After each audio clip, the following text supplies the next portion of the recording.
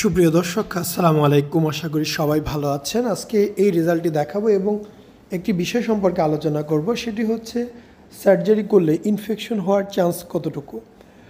আসলে ইনফেকশন হওয়ার অনেকগুলো বিষয় আছে, অনেকগুলো কারণ আছে।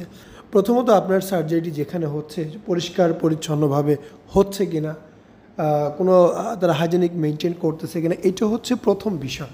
আপনার বডিতে যে জিনিসপত্রগুলো ব্যবহার হচ্ছে সেগুলো কোয়ালিটিফুল এবং জীবাণুমুক্ত করা কিনা, সেটা সবথেকে জরুরি।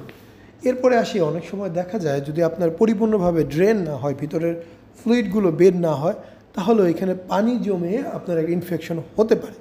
তবে এই যে ইনফেকশনের চান্স, এগুলো ক্লিনিক টু ক্লিনিক, কাজের মান, কোয়ালিটি ইত্যাদির উপর একটা ভেরি করে।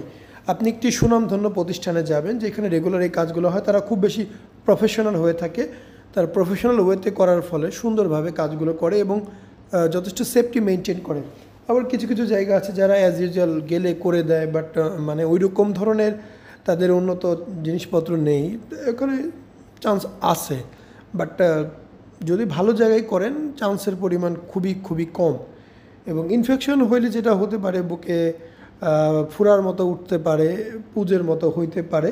বাট এই জিনিসটা আমার ইন্টায়ার লাইফের মধ্যে আমি জাস্ট একটা কেস দেখেছি, এর বেশি না। বাট অনেক ক্লিনিকের থেকে আমি পেয়েছি, বাইরের ক্লিনিকগুলোতে অনেক অনেক পেয়েছি। হয়তো ওরকম একজন আমার ভিডিও দেখে কমেন্টও করতে পারে, সে আমার ফেসবুকে অ্যাড আছে।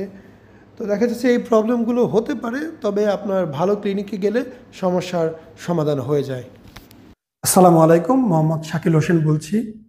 2017 সাল থেকে আমরা গাইনোকমার্সি নিয়ে নিয়মিত কাজ করছি এবং ভিডিও প্রকাশ করছি।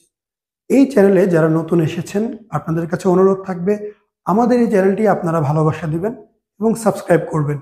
এবং যারা অলরেডি সাবস্ক্রাইব করেছেন তাদেরকে অসংখ্য ধন্যবাদ। আপনারা কমেন্টের মাধ্যমে আপনাদের মতামত জানাবেন। ধন্যবাদ।